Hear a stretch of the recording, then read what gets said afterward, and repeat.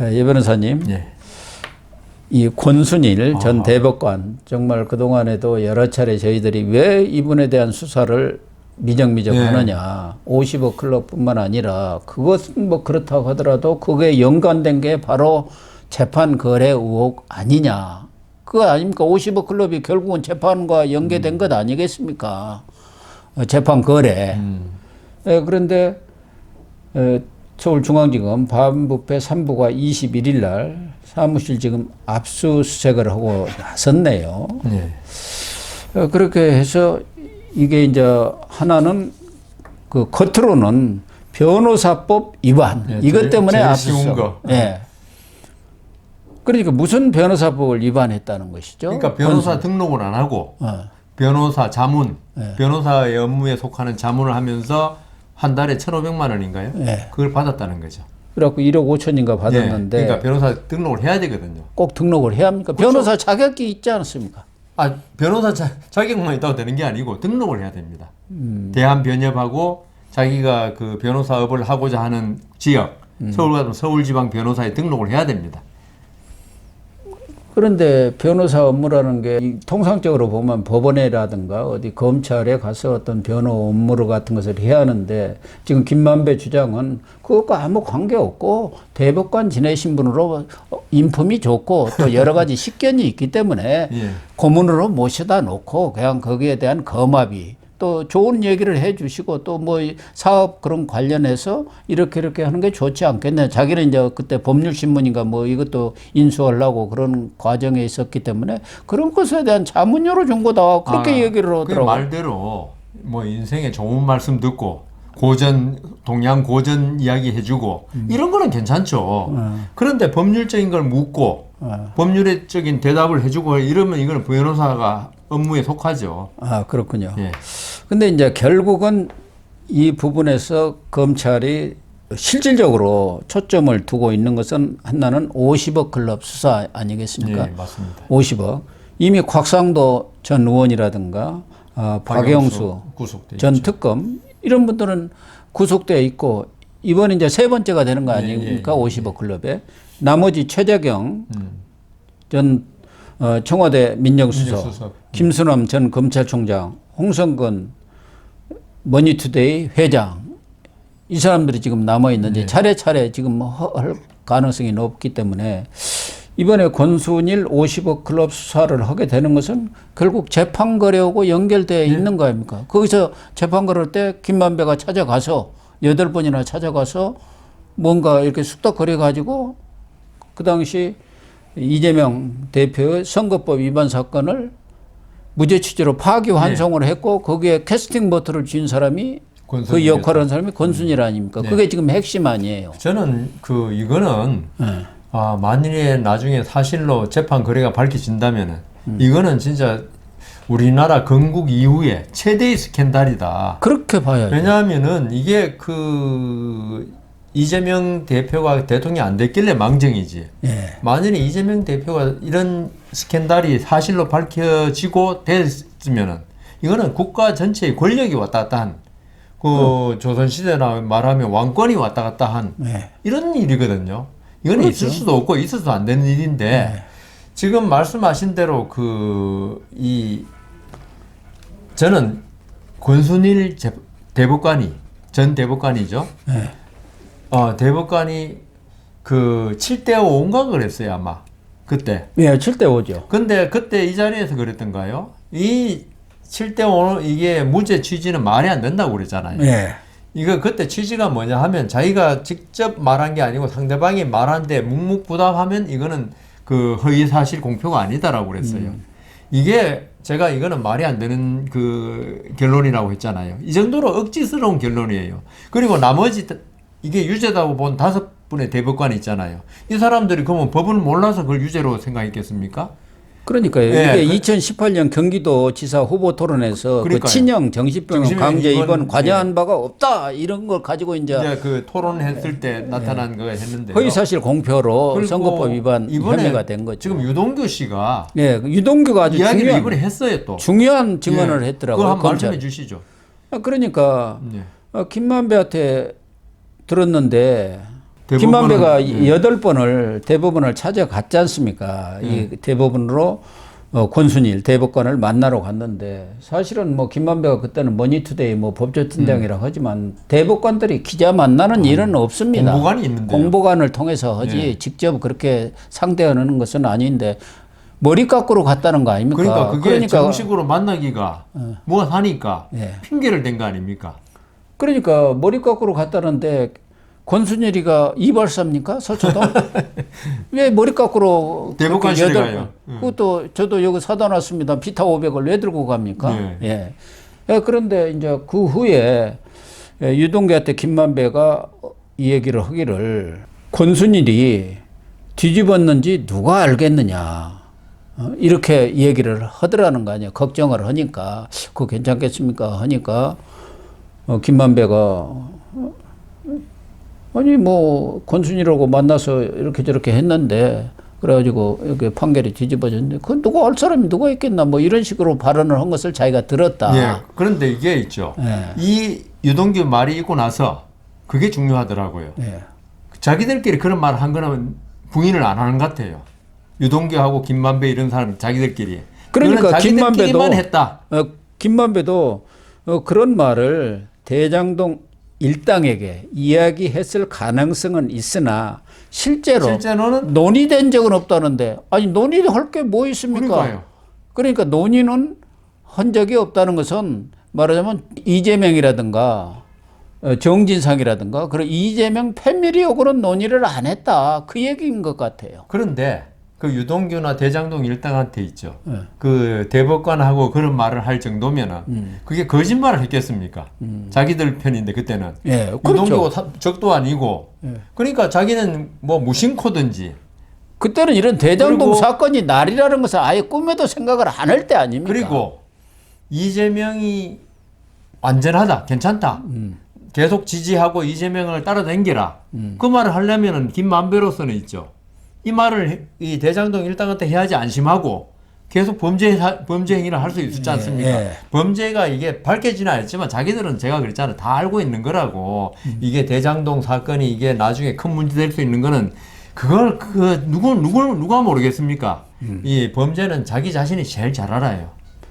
그래가지고 그렇게 그 김만배가 유동규 등에게 이야기를 했고 좀 과시를 하고 자랑을 해. 내가 이렇게 센 사람이야. 네, 내가 대법관도 막 만나는 사람이야. 정진상이나 이재명한테도 당신이 그 밑에 있는 사람이니까 말 잘해. 그러니까 그 얘기 아닙니까? 이재명으로서는 김만배한테 매달릴 수밖에 없죠. 그때 그 유죄 받으면은 그 300만 원 그 2심에서 받았거든요. 그게 대법원 확정되면 끝이에요. 예, 자기 사업도 못 하잖아. 대장동 사업을 못 하니까 자기가 자기 사업을 하기 위해서도 어쨌든 이재명을 살려야 하는 거란 김만배는 자기 나름대로 돈 때문에 그런 거고 이재명은 정치적으로 이 제기를 하기 위해서는 이게 대법원 판결이 엄청나게 중요하기 때문에 이재명도 김만배한테 완전히 매달려 있는 상황이거든요. 예. 그냥 김만배가 그랬는데 저는 이제 권순일로 돌아가면은 권순일이 뭐 그 50억 클럽 그다음 고문 자문료 총 1억 5천 받았다는 거. 저는 권순일 전 대법관이 대학 동기지만은 돈에 연연해야 하는 사람 아닌 것 같고 이거는 순전히 제 추측입니다. 또 이거 보고 뭐 제 추측이 이 김만배가 권순일한테 이번에 이 판결 잘 되면은 이재명 대통령 될 가능성이 높고 그러면 대법원장 차기 대법원장은 당신이야. 따놓은 당상이야. 아 그렇게 언급을. 그 사람들 유혹할 때는 그렇게 하거든. 자리. 그렇죠. 공무원한테는 자리 유혹하고 장사하는 사람 돈 유혹하고 그게 그런 뭐 거죠. 자리하고 승진 그런 걸 가지고 공무원들이야 승진이 제일 중요한 대법관 되면 우리 생각에 대법관만 되면은 야 법관 중에서는 할 거 다 했네 싶어도요. 예. 대법관 되면 말 타면 경마 잡히고 싶다고. 대법관 되면 대법원장 꼭 한번 해보고 싶어 해요. 그럼 권순일 전 대법관은 그런 자리 욕심이 왜 없겠습니까?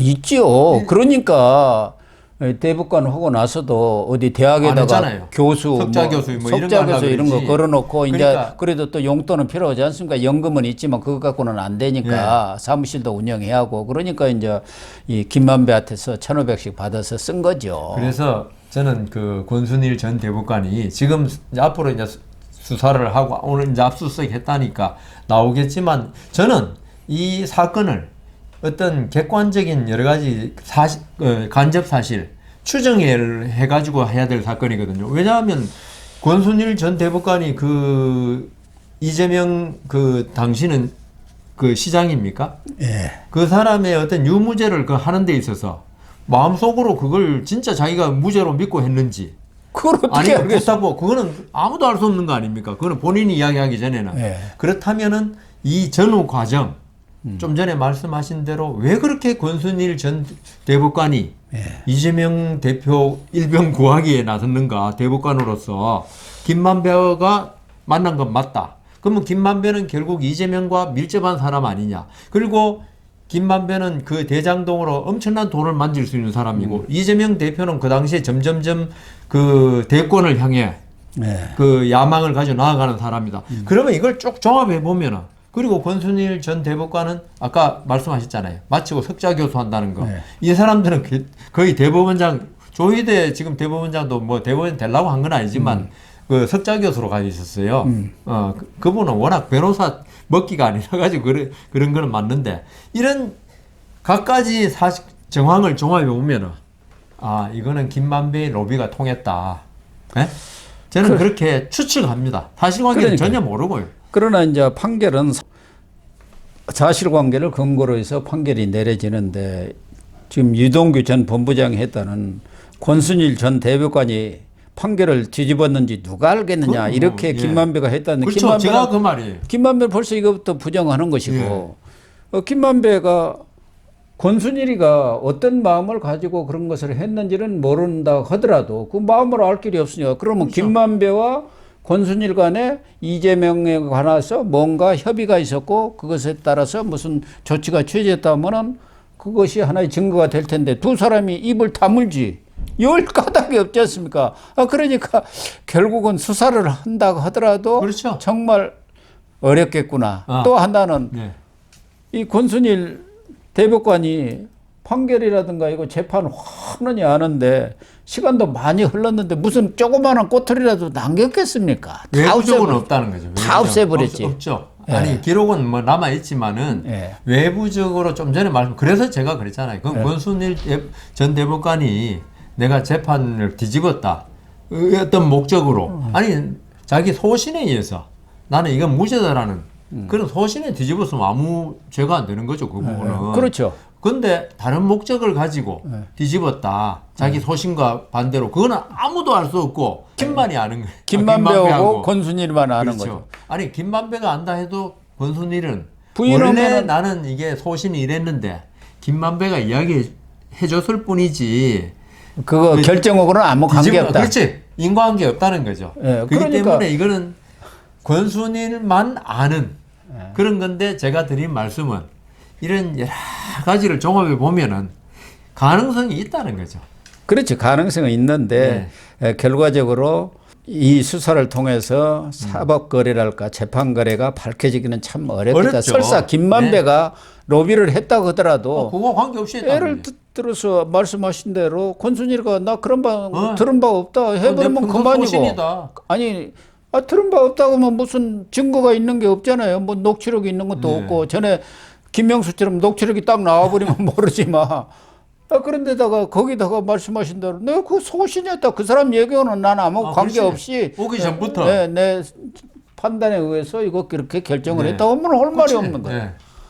그러니까 수사를 하더라도 용두사미로 그칠 가능성이 높겠구나. 맞습니다. 맞는데 이게 수사가 이제 어떤 방향으로 흘러나고 그다음 조사 과정에 어떤 게 나오냐에 따라서 그렇죠. 또 이재명 모르죠. 대표가 어떤 상처를 크게 입을 수도 있고 그다음 뭐 좀 전에 말씀하신 대로 이게 흐지부지 되면은 약간의 부스럼 정도로 끝나는 수가 있는데 이게 이제 권순일 전 대법관으로서는 자기도 거의 거의 정치 생명이 아니고 뭐라고 그래야지 거의 뭐 법조인으로서 이때까지 대법관까지 됐다면 대전고등학교 수석 졸업한 사람이에요. 자신의 모든 명예를 끝나버리죠. 끝나는 것 아니겠습니까? 그렇기 때문에 본인으로서도 뭐 철저히 그동안 대비를 해왔겠지만 그러나 수사라는 것은 하다 보면은 어떤 것이 터져 나올지 알 수가 없지 않습니까? 정치도 생물이지만 거기에 수사도 무슨 생물입니다. 비서가 예. 뭐 이렇게 한 걸 제가 봤습니다. 예. 이렇게 나올 수도 있고. 차 한 잔 가지고 들어갔다가 김만배 왔길래 이런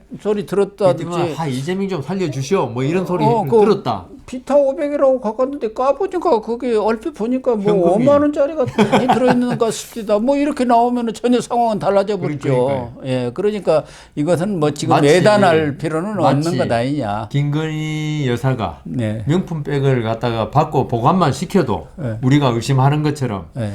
좀 전에 말씀하신 대로 그런 의심스러운 것만 나와도 왜냐하면 상대방은 전직 대법관이란 말입니다. 예. 대법관이 그런 일을 의심받을 그러니까 오이밭에서는 뭐 매지 말고 뭐 있잖아요. 가끔 매지 말고의 식으로 그러니까 이 권순일 전 대법관으로서는 있죠. 예. 이게 나중에 사실 말씀대로 밝히기는 정말 어려운 사건이지만 어떤 의혹에 쌓여가지고 김만배가 드나드런까지 인정되고 예. 그다음 그 1억 5천 받은 거 인정되고 그다음 그 아마 그럴 가능성 없지만 그때 전원 합의체에 관여했던 대법관 중에서 누가 말할 가능성 거의 없다고 보입니다만은 어떤 흘러나온다면은 권순일 전 대법관만 아니라 이재명 대표도 큰 상처를 입을 수 있는 여지는 아직 완전히 사그라들지는 않았다. 그렇죠. 이재명 대표로서는 재판 거래와 관련해서 조그만한 어떤 그 증거라도 근거라도 나오게 되면은 본연의 정치 어떤 끝나는 생명하고도 아주 직결이 되는 사안 아니겠습니까? 그리고 그러니까 이재명 대표 입장에서는 바짝 긴장하지 않을 수 없는 그리고 사안이 있죠. 그 가능성은 진짜 뭐 거의 0%에 가깝지만은 이게 그 재심 사유라고 있어요. 형사 재판에. 재심 사유 중에 하나가 그 재판에 관여된 법관이 어떤 그 재판과 관련된 범죄에 연루됐으면은 재심을 할 수 있어요. 예. 그러면 대법원 무죄 판결 난 걸 검찰에서 재심 청구를 해버리면 유죄로 될 수도 있는 거죠. 그러면 원천적으로 예. 그 300만 원 재판이 받았지 않습니까? 예, 2심에서. 그게 확정되는 거죠. 그러면 뭐 대선 못 가는 거죠. 그러니까요. 그걸로 그러니까 끝나는 거죠. 다만 그럴 가능성은 거의 제로에 가깝기 때문에 그럴 뭐 세상에 제로란 건 없으니까 가능성은 열려 있습니다. 네, 항상 있습니다. 그러니까 이 권순일 대법관이라든가 이재명 대표는 항상 아까 옆구리 아주 생각 못 하셨습니까? 예. 그게 찝찝한 거죠. 예, 그렇습니다. 네, 시청자 여러분, 오늘 방송은 여기서 마치도록 하겠습니다. 시청해 주셔서 감사합니다.